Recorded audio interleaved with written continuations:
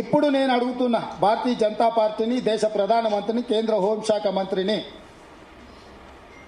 NDA ఉన్నప్పుడు second time NDA Narendra Vajpayee గారు ఉన్నప్పుడు ఫిబ్రవరి 1, 2000 సంవత్సరంలోనే మొదలుపెట్టి ఫిబ్రవరి 22, 2000 సంవత్సరంలో జస్టిస్ వెంకటాచలయ కమిషన్ అపాయింట్ చేసి రాజ్యాంగాన్ని మారుస్తున్నాము.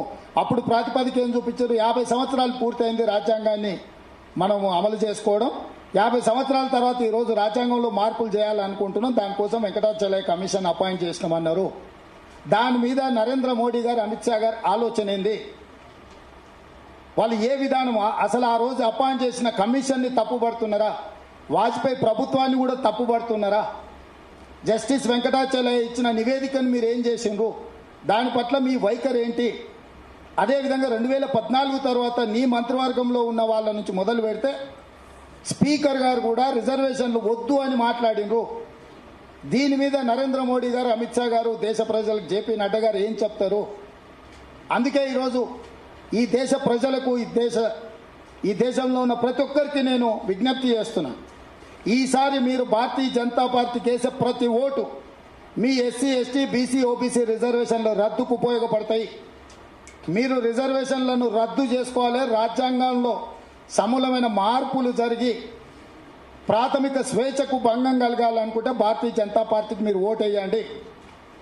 మీరు భారతీయ జనతా పార్టీకి వేసే ప్రతి ఓటు మీ రిజర్వేషన్లు రద్దు అయితే నేను బల్ల గుద్ది చెప్తున్నా.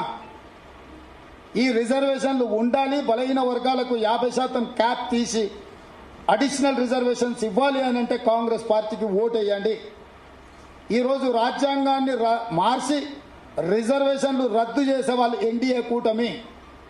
రాజ్యాంగాన్ని ఉంచి రాజ్యాంగంలో బలహీన వర్గాల రిజర్వేషన్లు పెంచడానికి అవసరమైన నిర్ణయం తీసుకునేది ఇండియా కూటమి. రాజ్యాంగం ప్రాతిపదికగానే ఈ ఎన్నికలు జరుగుతున్నాయి. ఈ ఎలక్షన్లో వెల్ఫేర్ అండ్ డెవలప్మెంట్ అనేది పక్కకు పోయింది. ఈ ఎన్నికలు ఇంకా వెల్ఫేర్ అండ్ డెవలప్మెంట్ చుట్టూత చర్చలు జరగడం లేదు, జరగదు. ఈ ఎన్నికల్లో welfare and development is irrelevant. The relevance is that కాన్స్టిట్యూషన్ని మార్చాలన్నా మార్చకూడదా?